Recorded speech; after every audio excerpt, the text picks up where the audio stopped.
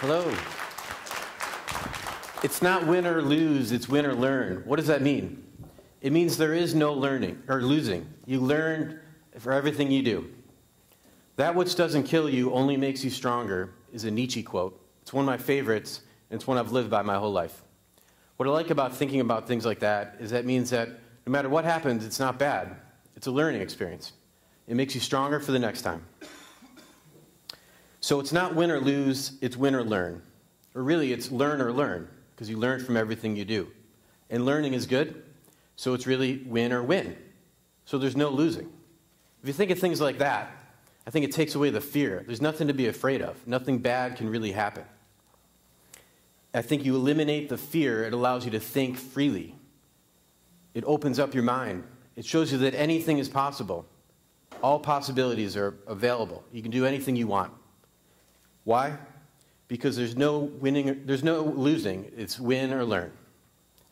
Things will happen, setbacks will happen, but those are opportunities to learn. And again, if you look at things like that, it's just really, there's no losing. One thing that's helped me is I'm able to come up with solutions quickly. Things happen, and I'm able to think on my feet and act accordingly. I do think ahead, and I plan ahead some alternative plans, but then when the things happen, I'm able to move quick. And I'm not afraid, and I think that's what allows me to move like that. So who am I? I'm Dan Gigante, just a regular guy like you who likes to do things. I'm working on 2 companies right now. I'm an idea guy. I'm not very organized, but don't hold that against me. A few years ago, I had an idea for a company. I watched a video interview of Blake McCoskey of Tom's Shoes. Has anyone heard of Tom's? Anyone wearing Tom's? Anyone? What's your name? Hunter. What do you know about Tom's? Perfect. Everyone give Hunter a round of applause. Thanks for playing along. Why don't you do this? Forgot to do this. Oh, look at that. Okay. Tom started out selling shoes. For every pair of shoes that they sell, they donate a pair to kids in need. They now sell coffee as of recently in glasses. When I heard about the shoes, I thought it was the greatest thing I'd ever heard. At the time, I had my company you heard about at the beginning. I founded it in 2000 with a friend. We had grown it to 34 people, 34 employees. It was a multi-million-dollar company. I volunteered a lot. I was on different boards. I volunteered different, opportunities in the area. I like helping people. What I loved about the idea of Tom's was that it combined business with giving. Every single sale resulted in helping someone else. When I heard of Tom's, I immediately had this idea that I could start a t-shirt company, and for every shirt we sold, we would donate a matching shirt to someone in need. I loved this idea. So, you and who? It means when you buy a shirt, we donate a matching shirt to someone in need. We work with artists across the country to design the shirts. They're original works of art, wearable art, we call it. Oops. And it's funny, because I'm just this geek. I'm this computer nerd, right? And I decided to start a fashion company. I had no idea what I was doing. Right before I left my old company, JetBlue had a promotion. It was called All You Can Jet. It's unlimited travel for 30 days for a super low price. It was like $700. I thought, this is perfect. What a great opportunity. This is when I should jump, and we could gain critical mass immediately. So that's when I left my old company and started in this new industry with no idea what I was doing. No experience. We launched in 8 cities across the US that first year. And people would ask, why didn't you start just in Buffalo? But I wanted to have a bigger effect. I wanted to help more people. I wanted to have a bigger company. I have this magnet on my refrigerator at home. It says, leap and the net will appear. I knew that if I leapt, I'd be able to figure things out as I went.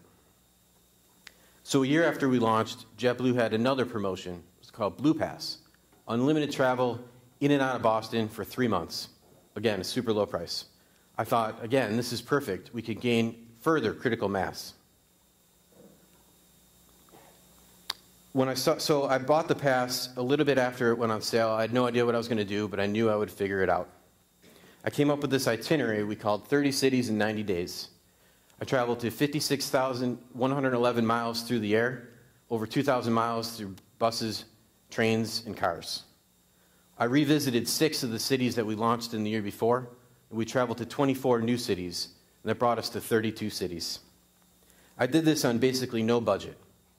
I did spend $100 on a great pair of sneakers because I took the bus and I walked from homeless shelter to shelter in all the cities that I visited.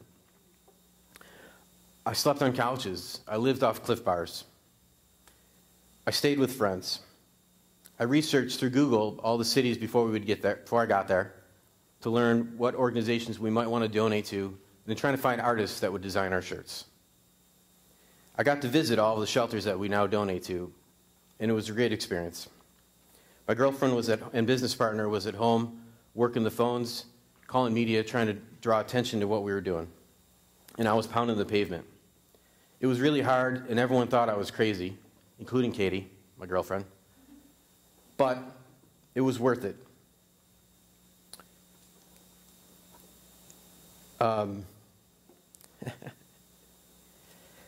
One of the things that I realized on this trip was that I have this great support network. And the people that we're helping don't have that network. That's why they're there at the shelter. Between that and seeing the people that work day to day helping people at the shelters, that was the fuel that kept me going. I didn't get tired the whole time.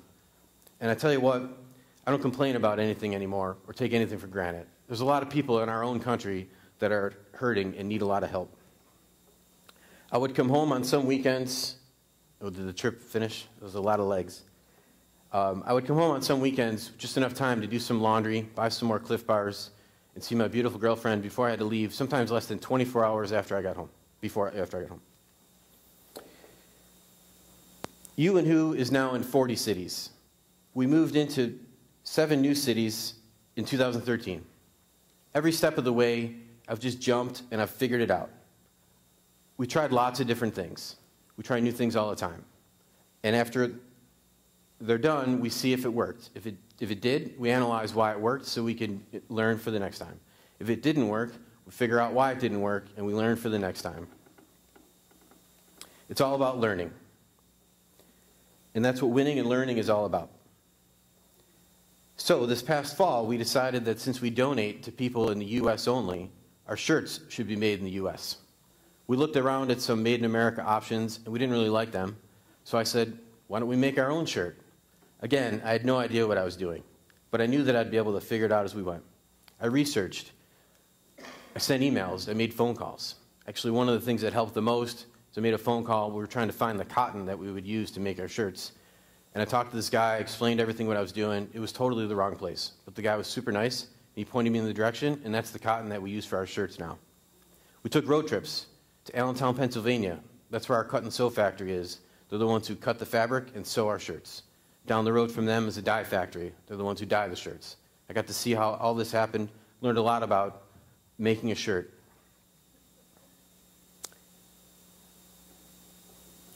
Then we've launched an Indiegogo campaign, crowdfunding, called Making the Goodest T-Shirt Ever.